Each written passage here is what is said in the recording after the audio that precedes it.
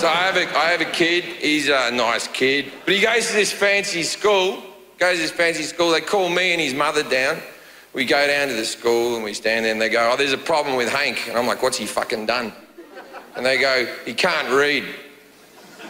All the other kids can read. Your son can't read. And I said, at 40 grand a year, that sounds like a you problem, not a fucking me problem. That's like if you got someone to build you a house and they'd built other houses. And then they were like, yeah, we've built these other houses, but this house doesn't have a roof on it. Yeah, we've tried to put a roof on it, and then we just gave up. We were hoping that you could do a bit of roofing after work each day for 2 hours and bring in a separate roofer to help finish the roof, and if you could pay us the full price, that would be fucking brilliant. Now, before he went to the fancy school, he had to go to preschool, and they had this big graduation for all the kids at the preschool. And all the kids walk out in their caps and gowns. They all stand there, and there's like that one kid who just, like everyone else is waving, trying to find their parents. They wave. And you go, hello, you doing good? And then there's that one kid who just stands there just crying, just... And you're like, that's a shit kid. Wouldn't want to have that kid. That's a bad kid. That parents must be fucking disappointed in that one. They all stand there, and all the dads, we've all got our phones out. We're holding up the phones, precious memories. I don't know why we record these things, like we're going to go home and watch it. Good fucking show that was. Watch that again. We've all got our cameras up. And the kids all walk out, and one of the teachers says, here at the school, we teach the kids to love and share and be aware and to care. But we also teach them. Then there's a lady who stands just here, and she's a choreographer for the kids, right? Now, I hope she has another job. I hope this isn't her full-time fucking gig. But she starts doing this. And the kids all mirror. They go, all right, we're fucking on. And then they go, A is for apples and aardvarks and avocados, A. And you're like, this is a great fucking show.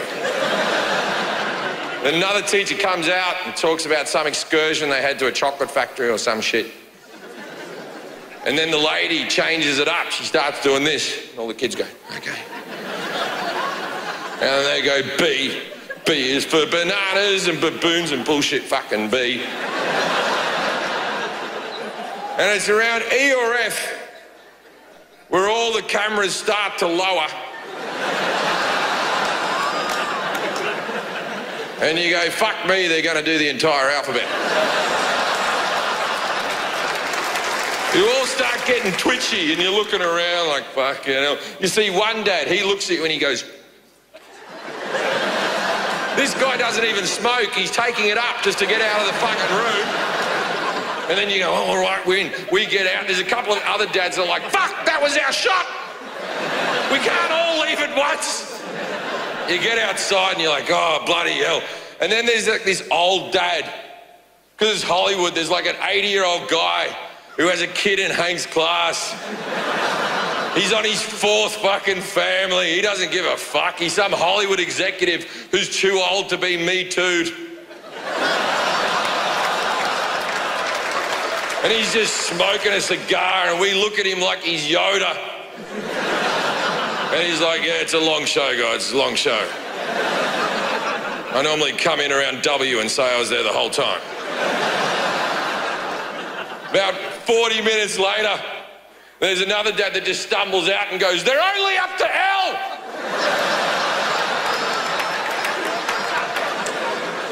And I'm watching these kids, and I'm watching them.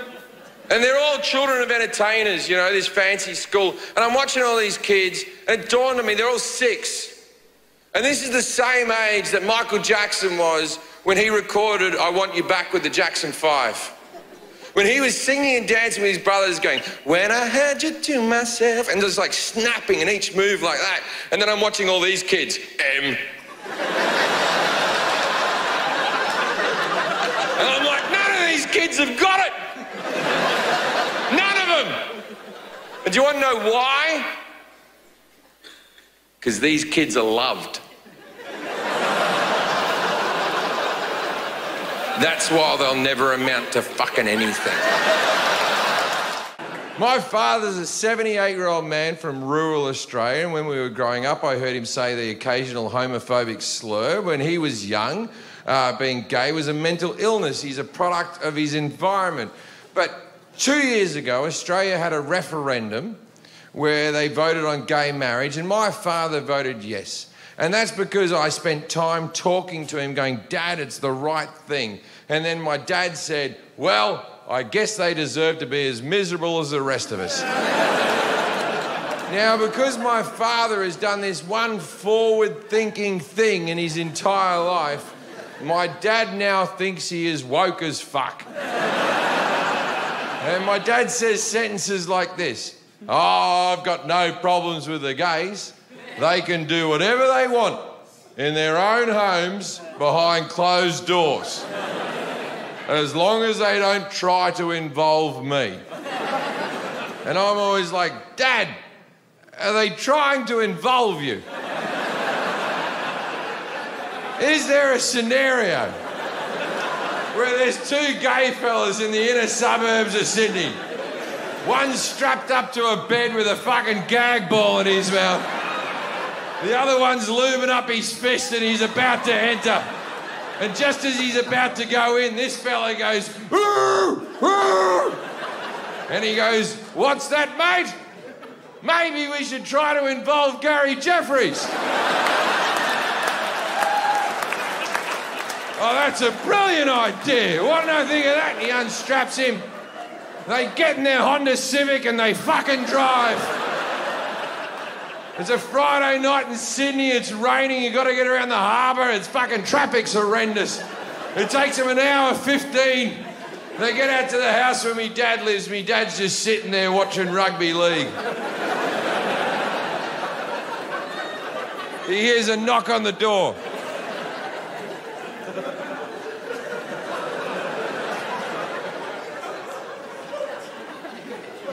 That's the second time this month.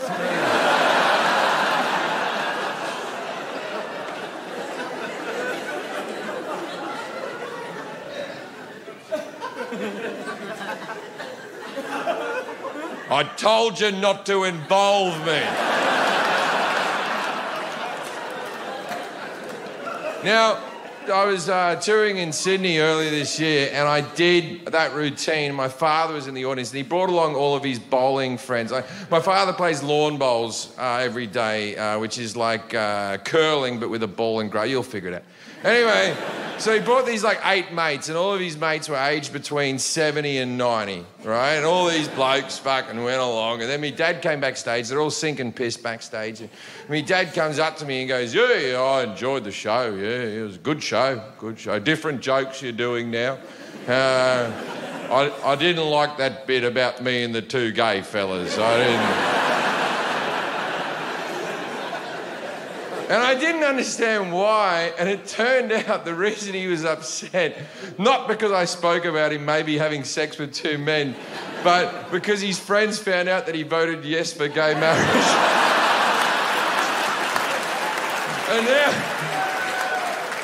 And now all of his mates take the piss out of him, right? Every time they go to do their shoelaces, they're like, will you marry me, Gary? And this is the thing about my dad, man, he's trying. At his age, he's still trying to be progressive and all that type of stuff. And here's the problem, right, with young people, right? So he's backstage, he's having a few beers, he's voted yes for gay marriage, everyone's teasing him a bit, and then my dad at 78 says, oh, you know, I'm good with the gays, I like the gays, and then he goes, oh, I don't know about those trans people. And then a person I know started going, well, you're transphobic. And I was like, all right, everyone settle the fuck down. Settle down. And I said, this guy just got used to gay people yesterday. Let him have his fucking victory lap. You're going to scare him off, you cunt. Like, let him be old. You can't, he goes like this, gay people are okay, and then you go, chicks with dicks, and he's like, fuck off. Grandmother died, I think last July or something like that. She was 92, she was meant to fucking die, you know. I would have been more surprised if she did a motocross rally or something like that. Towards the end, she just, she had like 4 strokes and she had dementia. She was just like a head in a chair, really. And she had dementia, or as I like to call it, honesty. Just old people telling the truth, thinking, I've walked this planet for 92 years, I'm sick of lying to cunts. She's taken my money, that's not my son. And she was meant to die like 2 years ago. She kept on getting strokes. We all kept on getting rang up by my mum going, she's got like 2 days to live, right? So she goes, you better ring your grandmother. She's going to die any minute, right? So I ring her up and say, hey, Grandma, how are you? And she goes, not too good. And I went, yeah, I heard that. I hear you're not doing well. Look, Grandma, I'm going to miss you. I love you. I'm sorry you're dying. And she went, oh, I love you too, Jim. And then I cried and I thought, well, that's that. And I put the phone down and I went back to the PlayStation, right? And then like 2 years on, she wasn't dead. What do? Do you call back? What's the protocol? Do you go, good for you, didn't think you fucking had it in you, right? Every time she was going to die as well, because my father lives in fucking Sydney and my grandmother lives in Queensland, and he would go up to bury his mum, but because of her not dying, he'd go up there, and every time he'd have to take time off work and all that, and every time he'd come back down, I'd ring him up and go, did Grandma die? And he'd go, nah, and I go, well, better luck next time. And she's got like 12 grandkids, and we all got the same inheritance. We all got $100. That's Australian. $100 Australian. That's fucking 38 quid, right? That's not even enough for 2 lap dances, that, right? How is her spirit meant to live on? And those people can fucking hang on forever and ever because they're worried about the afterlife. She wasn't going to fucking die. That's the same reason the old Pope, not the Nazi we got now, the one before that, right? He wouldn't. Remember the one that was curved like a banana, right?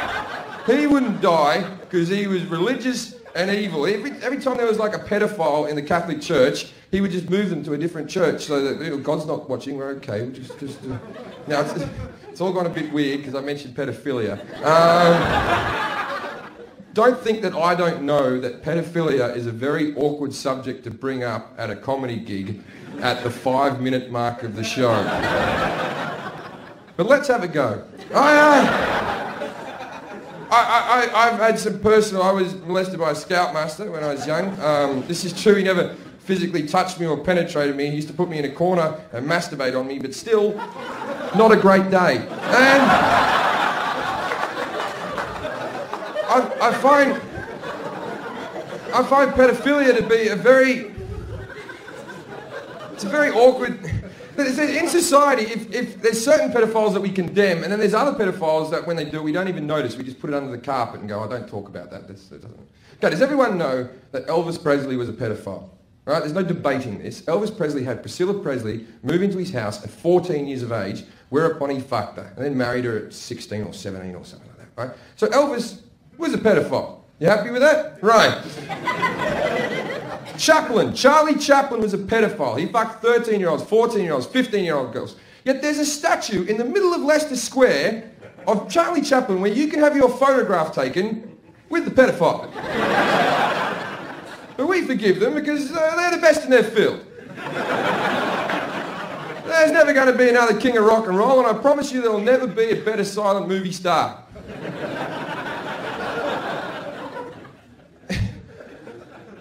At what point do we as a society go, but they were good? Like, what I'm trying to say is, how talented do you have to be to fuck a kid? Right? Gary Glitter. Dun, dun, dun, dun. Hey, dun, dun, dun. Good song, don't fuck a kid.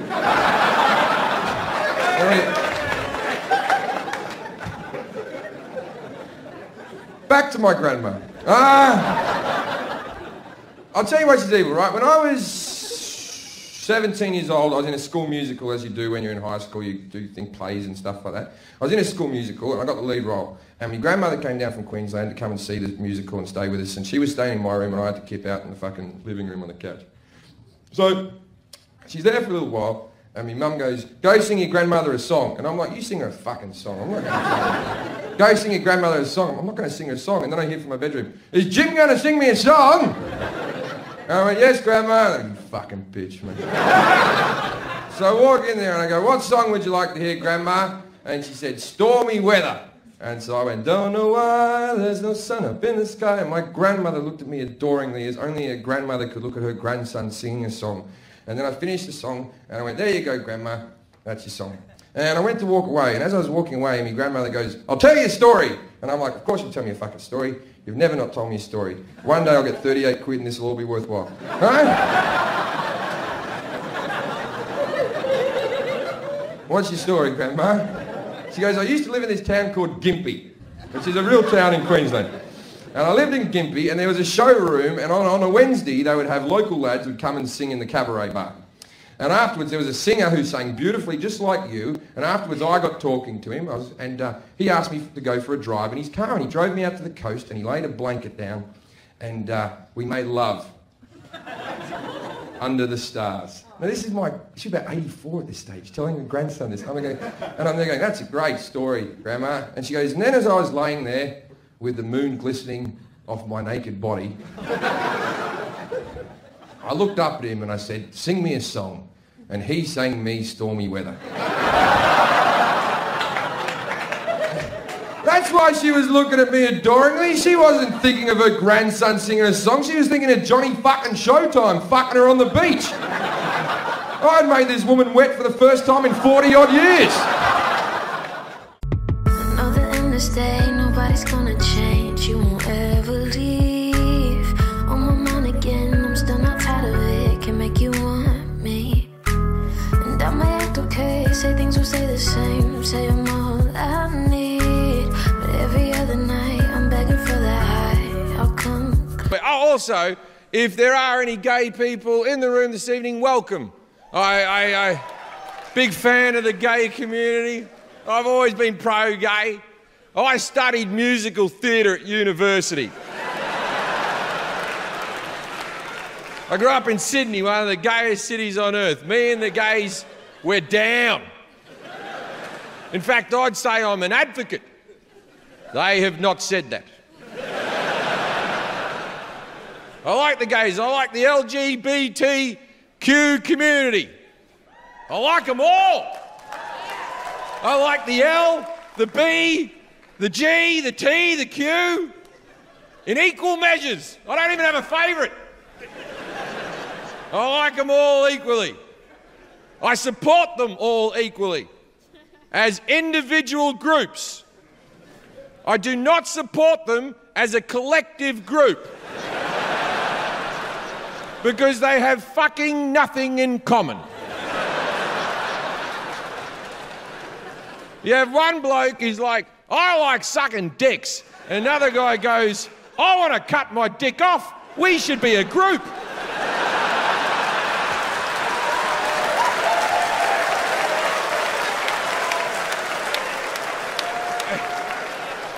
Which brings us to the trans people.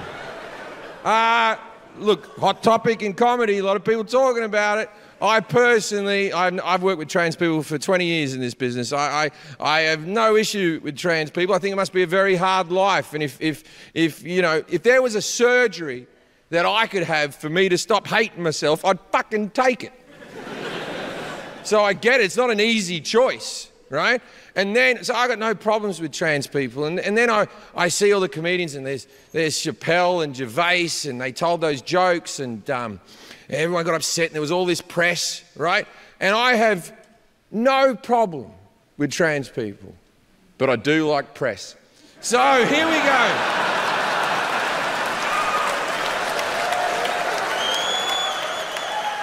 As I said, I like trans people. Do you want to know why I like trans people? I like anyone who's got a good story. If we're at a party and you tell me you've cut your dick off, you've caught my attention. I'll sit and chat to you for a while. I feel like you might have some tales to tell. Can I empathise completely with a trans person? I try to, but I can't really, because I'll never know what it's like to hate the body I'm living in. So, oh, hang on, I do. I've never understood this argument. I hated the body I live in. That's like 98% of us. 98% of us get out of the shower and see ourselves in the mirror and go, oh. But I've never wanted to cut me dick off, and that's a fundamental difference. But I do consider myself a bloke with a six-pack, and I'd like you to see me that way as well. I like trans people. I often think they shouldn't stop transitioning. Keep going. Transition more. You ever see a trans person and think to yourself, they could do with more? Let me explain. So when a man becomes a woman, and I will call you a woman, or them, they, her, whatever you want to be called, I got all day, I don't give a fuck.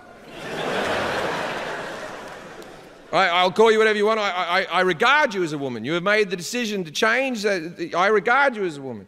So the surgery, they have to do this, right? The first thing they do is they take the hormones. It lowers the bone density, raises the voice a little bit. Then they go get the surgery.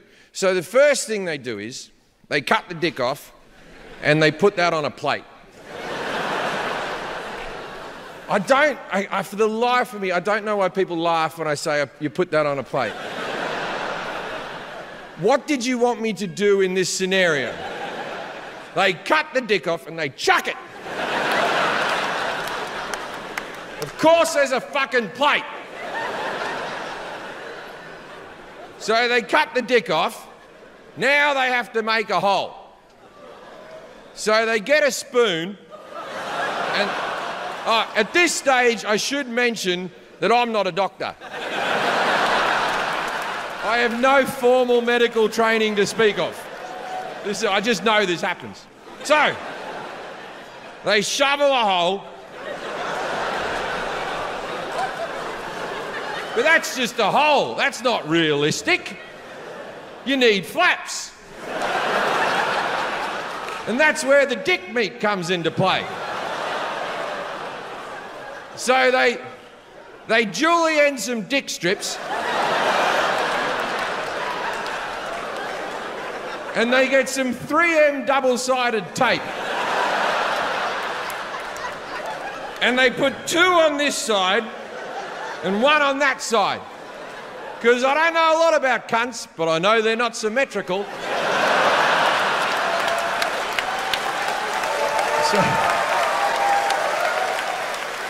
So then they've made it, right? That's all really, that's good now, it's good. So then they grow their hair long, they make sure they're clean shaven, right? Then they get the fake tits. Now here is my problem where they don't transition enough. They always get perfect tits. Believe me. They always get perfect tits. And that's not the real female experience. If they want to be a real woman, they got to get one titty slightly bigger than the other. And a nipple covering one for no reason. You do that, you can play any sport you want, I reckon. So we're all drinking tonight, I hope. It's fucking Saturday, you got to get pissed. It's good for you. I don't like people who don't drink. I don't trust them. I haven't got friends that don't drink. I would stop being your friend if you stopped drinking, because anyone who doesn't drink is a boring cunt. Right? If you're a non-drinker, your stories fucking suck. All your stories end the same way with, and then I got home. Right? No one gives a shit that you've been promoted at work. No one gives a fuck that your kids don't have bruises. You're a boring dick. You ever ask a non-drinker why they don't drink? They give you the same stupid answer every fucking time. You go, why don't you drink? And they go, I don't like the taste of it. Nobody does! No one likes the taste of it. We drink because we have to, because life's a miserable piece of shit. No one has ever had a shot of tequila and gone, oh, that's lovely. Next time I'll have that instead of dessert. told you, life's shit, man. It's all over soon enough. My grandmother said, man, she was worried what was going to happen afterwards, right? As an atheist, I don't give a fuck about dying. I'm looking forward to it, right? I am, because I don't believe in heaven. I don't believe in hell. I'll just rot in the fucking ground, right? I don't even want the option of heaven. I don't want to exist in a conscious state for the rest of eternity, constantly thinking. I don't like thinking as it is. Where's me passport? Can't punch women in the street. The Bible calls heaven eternal bliss. I don't care how blissful it is. It's eternal. You'd get used to it and then you'd be fucking bored. And what's hell meant to be like? Fire and brimstone, eternal agony? That's what's written in the Bible. That's God's book. As far as I know, the devil hasn't brought out a book. We don't know his side of the argument, right? If you ask me, the devil and God are having an argument, the devil's being a bigger fucking man because God's just writing shit about him. And the devil's going, I'm not even going to fucking comment, son. For any young fella out there who wants to take a girl out, take him to a tasting menu. Because if you're like me, I eat me food too quick, and then I got to sit there and watch them try to, you know. And I think, how much of that am I going to get to eat, you know? And if you go to a tasting menu, the brilliant thing about going to a fancy restaurant is that the conversation never stops. Because there's so many courses that you can go, I like that course. I didn't like course number 3, but I enjoyed 7. So I wonder what's up next. It's a good way of keeping things going. Now, I tried to do this routine in Kansas. Very hard to explain what a really good meal's like. They couldn't wrap their brain around it. I was like, you know when you go to one of those really fancy restaurants there? And I went, think about the best meal you've ever had. And then one guy yells out, ribs! And I was like, yeah, ribs are good. But think of a meal that's even better than ribs. And he thought about it and he went, 2 ribs! And I went, yeah! So these restaurants, they're pretentious as fuck, right? Every dish includes a foam, a reduction, and a mousse. And there's always a quail's egg and a truffle. Always with a quail's egg. Why can't they use a fucking chicken egg? Every time I go to the supermarket, I always go to the poultry and I'm never like, oh, quail or chicken, what will we eat tonight? Where the fuck are they buying all the quail's eggs?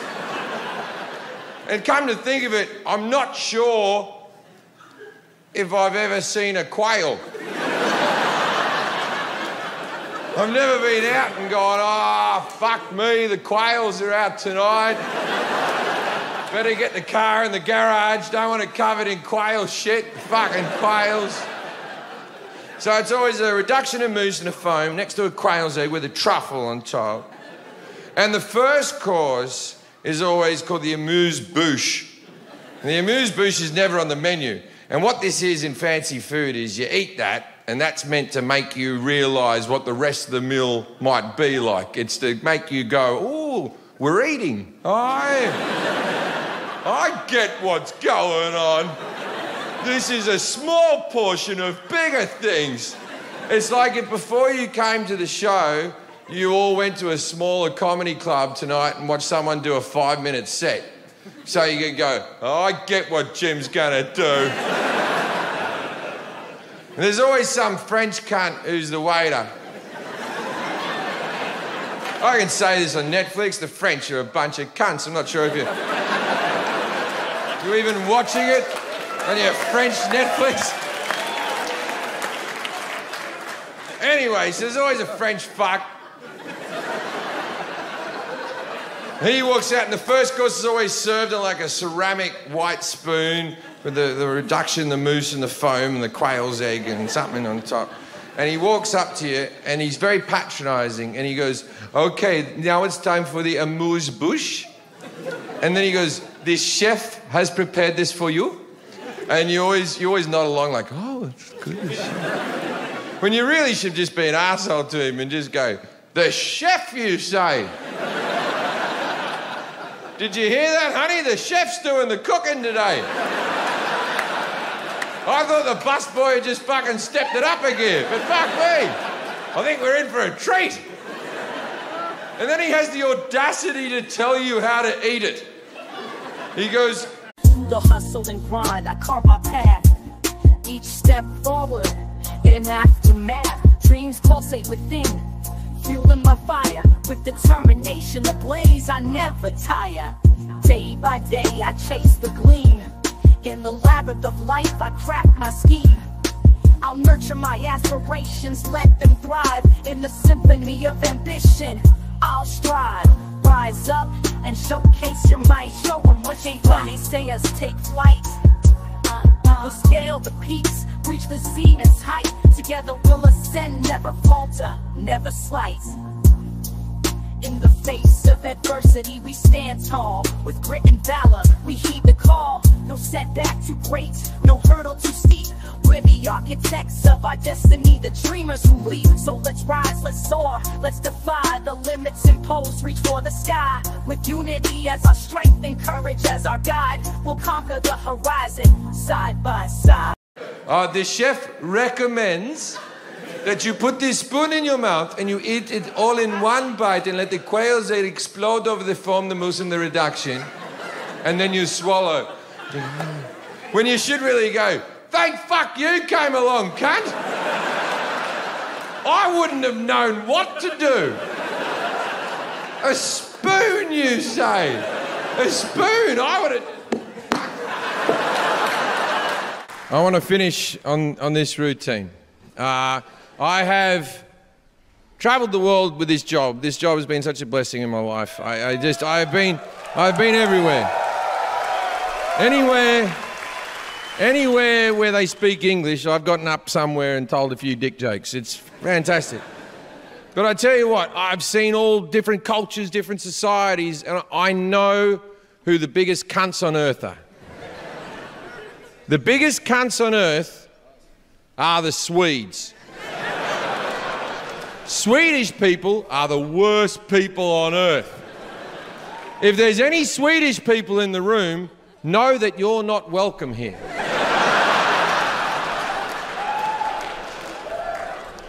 Do you know Sweden was the last place in the free world to give up on eugenics? Right up until 1974, they were sterilising people against their will if they were disabled or had a degenerative disease. So if you were cerebral palsy, muscular dystrophy, you're a dwarf, they sterilised you. That's 1974. That's recent history. But if you go there, you can't argue with the results. Oh! Fuck me, they're good looking. Like, they're so fucking good looking, man. They're so good looking, it's like they're killing the ugly people. Now, I'm not saying they're walking around killing people. That's ridiculous. I'm saying they're doing it from birth. So there'll be like a woman giving birth, there'll be like a doctor, and then there'll be like an official guy in the corner. And the doctor pulls the baby out and goes,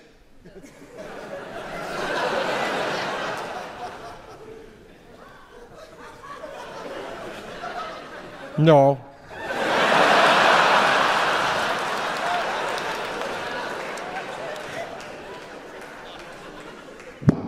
Right? Then they throw the baby in the corner with all the other ugly dead babies. He didn't have a plate this time, right? And the woman, they're such a rational breed of people, I don't think the woman would even be upset. I think she'd just be like this, was it ugly, was it? Thank you for catching it so early.